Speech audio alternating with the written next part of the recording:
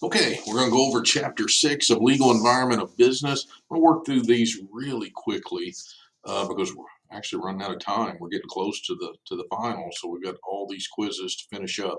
So I'm going to read over these, make sure you have the correct answers, and if you have any questions, just contact me. Question 1, Justin is charged with a crime. He insists that he should have the opportunity to object to the charges before a fair, neutral decision maker. No one can be deprived of life, liberty, or property without due process of law under the Fifth Amendment. Fifth Amendment's the correct answer. Question 2, Jim Dentley works for a government agency. While alone with a female coworker, he unilaterally decides that she is being flirtatious. As she leaves the room, he grabs her from behind and touches her in a sexual manner. This is clearly an example of sexual assault battery because he did not receive consent. Consent is the correct answer. Question 3, bribing foreign officials to obtain favorable business contracts is not a crime. That's false.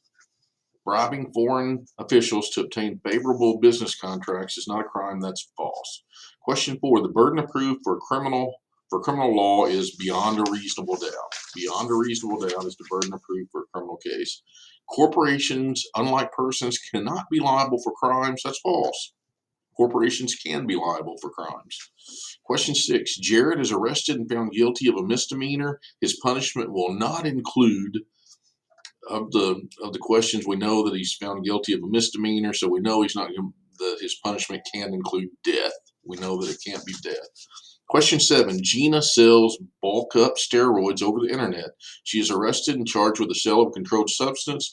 This is cybercrime, which is, the correct answer is a crime that occurs in the virtual community of the internet. A crime that occurs in the virtual community of the internet.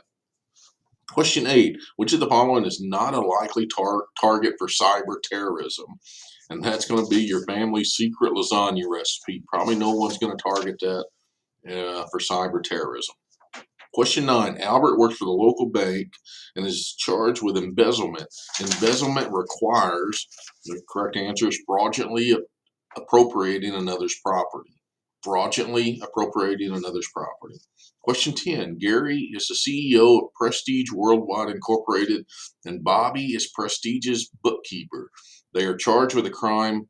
After the police search Prestige Worldwide's offices. Under the exclusionary rule, the correct answer is illegally obtained evidence must be excluded from the trial. And that's the exact definition of the exclusionary rule. Anything obtained illegally can't be used as evidence. Question 11, Anna signed Serena's name without her authorization to the back of the check. This is forgery. We know that's forgery. Question 12, Edward uses his laptop to penetrate Gold Standard's bank network.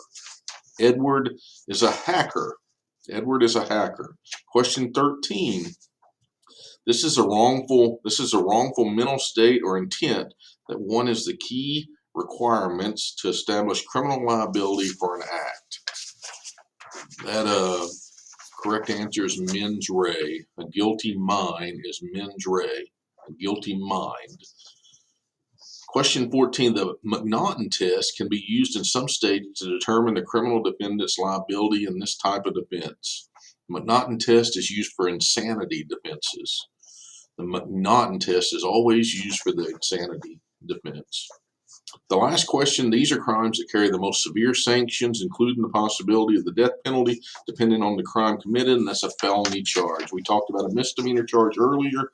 The most serious of crimes that can include the death penalty is a felony charge. Okay, that's Chapter 6. We'll move on to Chapter 7 quick. Thank you.